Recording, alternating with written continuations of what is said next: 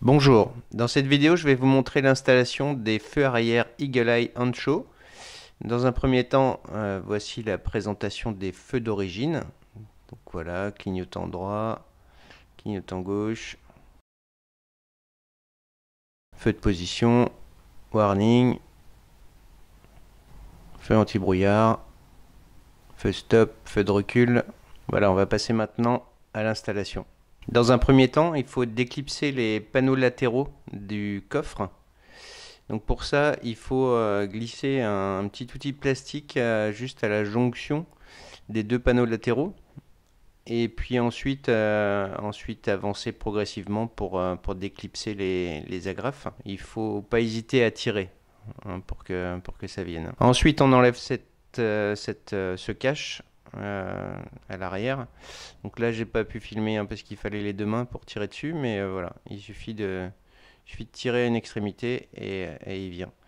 Ensuite, on enlève les petits caches latéraux. Voilà, ils sont juste clipsés de la même façon avec des agrafes. Ensuite, on enlève les petites agrafes plastiques là, qui retiennent en fait le fond du rangement latéral. Voilà, il s'enlève, il tient juste avec cette petite agrafe en plastique. Même chose de l'autre côté. Et puis ensuite, on enlève la partie basse du côté, enfin des deux côtés du coffre. Alors on découvre le caisson de basse de la modèle Y qui a l'air plutôt conséquent. Les basses sont bien présentes, on comprend pourquoi.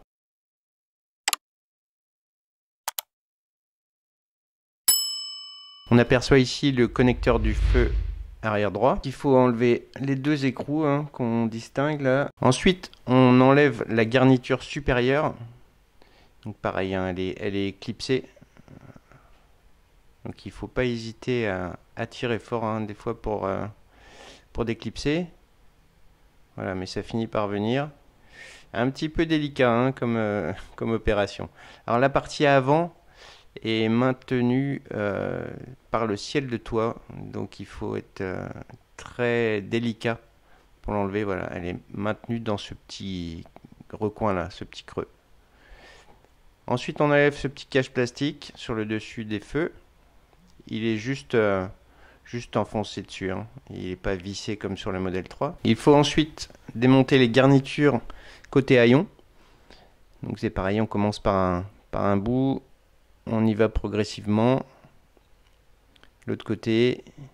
Et puis enfin le milieu. Tout est clipsé, il n'y a rien de vissé. Tout est clipsé, il suffit de tirer.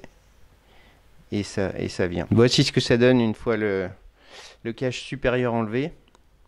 Donc on a accès à tout le câblage du haillon. Voilà, mais c'est pas tout, il va falloir aussi enlever la partie basse. Donc de la même façon, c'est clipsé, il faut tirer.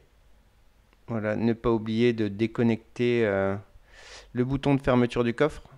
Donc ne tirez pas trop fort parce que vous allez sinon arracher le câble.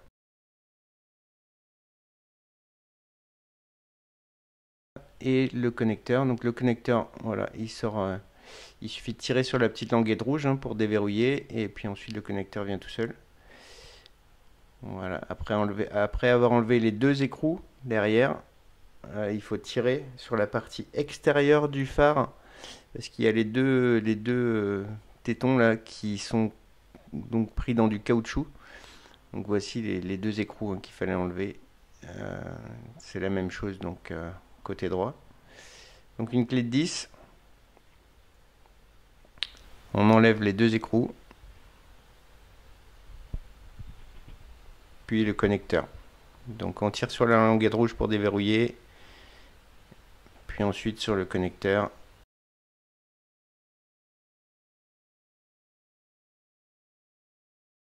Voilà, j'espère que cette vidéo vous aura plu. Je suis désolé de ne pas vous montrer le câblage et l'installation sur cette vidéo-ci, mais vous les retrouverez sur la vidéo que j'avais faite sur la Model 3. Ce sont ces feux-là que j'avais installés sur la Model 3, puis démontés, puis réinstallés sur la Model Y. Donc ce sont les mêmes feux.